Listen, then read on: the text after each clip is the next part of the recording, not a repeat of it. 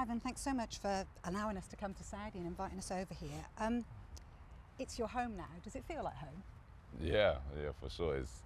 It's nice here. It's very good. It's very welcoming the first time I come here. Yeah. Everyone welcomed me straight away, really, and yeah, I love it here. I love it here. I do. Was it a culture shock? No, not really. I kind of knew what it would be about, but when I was here, it was kind of like I said, there were people welcoming. They knew I was from outside, but they knew we're all here together, you know, and they're very respectful, very, very welcoming you into like their culture and help you learn things. So Take me back to the first day you arrived in Saudi, knowing that you were going to play for Al-Ahli. What did you feel like? Did you have nerves? What was it like? You're always gonna have nerves going into somewhere for your first time, you know, not knowing what to expect. But like I said, I knew a bit. I spoke to a few of the players before I come, and yeah, it kind of prepared me into coming to this side of the world, and yeah, it's been great ever since. What's the standard like? Because you've played League Two, League One, Championship and Premier League, and there's a kind of a conception that everyone thinks that the Saudi Pro League is like top 4 teams and then the rest isn't quite good enough. What do you think? You know what it is? I always say, and I've said it plenty of times, the standard is good here. It's just because it's not known players across the world. People think, it's easy, you know? But the standard is high. And I think in this league, if you're not on it, then you can get beat, which it's happened to us last season. And we tend to lose against some of the teams not quite high up in the league. So there are good players in this league. But you won the Champions League, the AFC Champions League, didn't you, in your debut season? How was that? I mean, that's a remarkable experience to go through. And you started with the club, and then you win the Champions League. Yeah, that was a good experience. I think it was one of my first big trophies, and the celebrations were crazy here. I think the whole city was out. We had an open top bus driving around the city, and yeah, it was crazy. And the fans are so passionate, you know. Yeah. And I think it's something that everybody wanted to win, and we achieved it, and it was a big moment for the whole club. Well, you say about the passionate fans, because again, that's something that we hear, that the crowds are pretty low. What are the crowds like? The crowds are there. They are there. The fans are crazy. Like I said, they're passionate every time you come in from the training ground. They're outside cheering, but it is good. It is good. I guess the biggest thing that you had to overcome is Brentford, cold, wet, windy. This is not so. So how do you cope with the heat and playing in this? Yeah, as you see, we're in shorts and t-shirts now. That's every day I come into training. I'm supposed to be in winter now, but yeah, no, I think the first couple months was the hardest, I feel. But then after that, because I did come in the hottest time of the year, but then after that it was quite easy, you know. Did you have to change your training in order to adjust to the heat? Not really, but I tended to do sauna a lot to let my body adapt to the heat here, and yeah, like I said, I feel great now doing that. Some players didn't stay here. Do you understand why it's not for every player when they come to the Saudi Pro League? Yeah, for sure. I think there is a lot of things that you will miss out on. There's like family gatherings, family birthdays, these kind of things. Not seeing your friends and family too often, but at the end of the day, it's work, and it's for some people and it's not for some people. So. And obviously, there's a huge salary that comes with it, but it's not just about the money, I don't think, for you playing in the Saudi Pro League. No, tell me why you stayed here, because in January you had the potential to go back, I think, to Europe. So why did you choose to stay? Me, I'm comfortable here. I like being here, you know. I'm doing well. As you can see, my numbers speak for itself. I'm settled, and I'm enjoying my football, and I don't see why I'd leave something that I'm enjoying doing to go back to where I was, you know.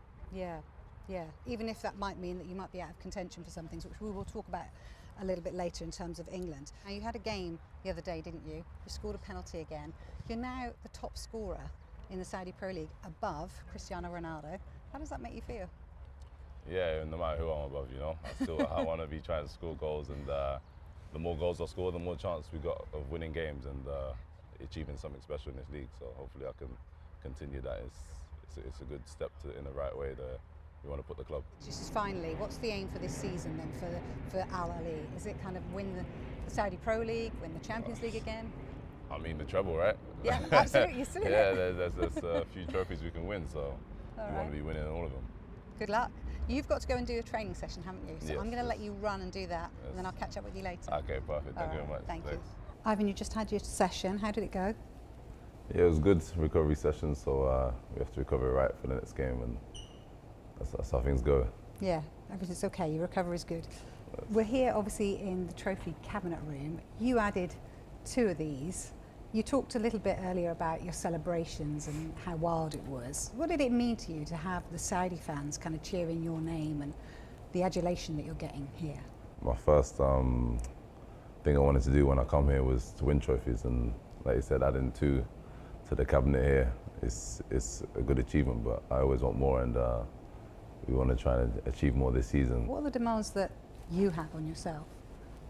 A lot. Believe me, it's a lot. A lot to the point where let's say I score a hat trick, that's 1 chance I missed. I think I should have had 4. Really? So there's these kind of things, you know. But I think that's good as a striker. How do you get that drive, you know, because we know out in Saudi it's a big salary. How do you get that drive? What wakes you up every morning and say, I'm going to be the best version of myself today? I think it has to be within yourself, how I am as a person. Yeah, everybody say, oh, I'm on big salary, this and that, but me, I still want to be doing well, you know. It's not time to sit back and relax. Me, I'm just trying to help the players around me, trying to achieve trophies like this, and trying to achieve big things. Yeah, big things like the World Cup. Obviously, that's this summer. Now, obviously being out here, some might say out of sight, out of mind in terms of Thomas Tuchel. Does that worry you at all? I guess it's people's opinion, you know. Me, all I can do is keep scoring goals. That's what I can give myself the best chance possible on doing that, you know. Yeah, it'll be a big dream to play at the World Cup. I mean, it's probably, let's say, my last chance to play at a World Cup, let's say. But yeah, it's whatever's best for the country. The coach will pick the team, and we have to respect that, you know. And yeah, like I said before, my job is to keep scoring goals, and hopefully that gives me the best chance of being there. Take me back to the first time you pulled on that England shirt and you ran out onto that pitch and you represented England. What did that mean to you? Yeah, it was surreal. That's everyone's dream to represent their country, especially at the level like that. You're around some big players, so there's no time to sit back and just be an added number, you know. You have to make an impact and make a difference to the team, and I felt like I've done that. It's an enjoyable moment, and I respect every moment of being there. And yeah, it's just enjoyable. So hopefully there's more to come. What sort of player would Thomas Tuchel be getting right now? I think myself, over the last couple of years, I've become, now I feel much fitter. I think my stats will speak for themselves. My running stats are high also. So like I said, and that goes with the moment where I said, I don't want to just sit back and relax and say, oh, it's on a big salary, you can just chill. That's far from that.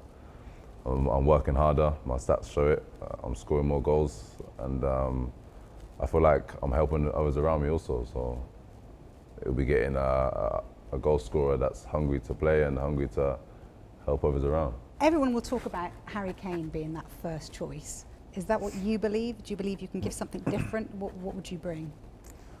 I mean, yeah, Harry Kane is Harry Kane. You know, he's, for me, the best finisher in football. But yeah, in terms I can give, I mean, I can give goals also, you know. I can give hold-up play and these kind of things and running in behind. But I feel like I've adapted my game a lot to an all-round player. Do you feel it's becoming a hard decision for Thomas Tuchel at the moment because other strikers are doing well as well in the Premier League? Do you have one eye on them and you look at your competition? No, not really. I want, as a striker, I've always said, being a striker is the hardest position on a football pitch, me personally. So when I watch football, I want strikers to be scoring, you know? I want everyone to do well. I'm not the kind of striker to be like, hope he doesn't score today, you know? That's not in my blood to be thinking like that. I just focus on myself and I know what I'm capable of doing. What would this mean to you if you talked about this potentially being the last World Cup anyway? What would it mean to you to go to this World Cup? It'd mean a lot. It's the first, I've never played at a World Cup before, so it would be a dream to play there. Everybody dreams of that. And yeah, just imagine if we was to win the World Cup, how big that would be for the country. So you have these kind of little visions, you know, on what could happen, these kind of things. And if it was come true, yes, it'd be a big blessing. Thomas Frank said about you that you're the best penalty taker in the world. Are you? I don't want to jinx myself, but yeah, I'm doing all right on penalties. You scored one the other day. Yes, I practice them all the time after training. Grab a keeper and just say, let's do a few penalties, you know, practice my technique. And Still not looking? Still not looking. What's that all about? I think just the ball doesn't move, you know. If you do the same run up, you put the ball where you want it, the ball doesn't move and the goal doesn't move. So you just have to focus on doing the right technique, and I back myself to score a majority of pens. Did you come up with that, or did somebody else kind of give you that idea?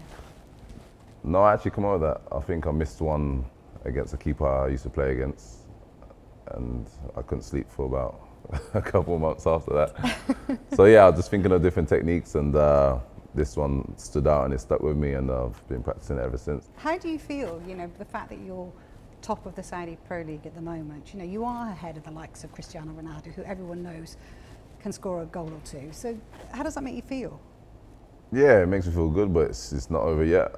Me personally, I'll give up all my goals to win trophies, to win the league, and that's me being honest, by the way. Yeah, I want to be a top goal scorer, but I want to be winning trophies, which is a big thing. And the more goals I score, the more chance we got of winning games, and the more chance we got of winning the league and winning trophies. Just going back to you finally with your future and what it holds, could you see yourself coming back to the UK one day to play your football? Me, I never say never, you know. I've got goals I want to achieve here first. There's trophies I want to be winning. The club signed me for a long period of time, so I want to repay them on bringing trophies to the team, and for the fans also. But yeah, in football, in life, you never know what's around the corner, you know. So you just take day by day, step by step, and hopefully I can achieve something big here first, and who knows what the next step is. I'm sure you will. Ivan, it's been an absolute pleasure to talk to you. Thank you so much. Thank you very much. Appreciate it. Thanks. Cheers.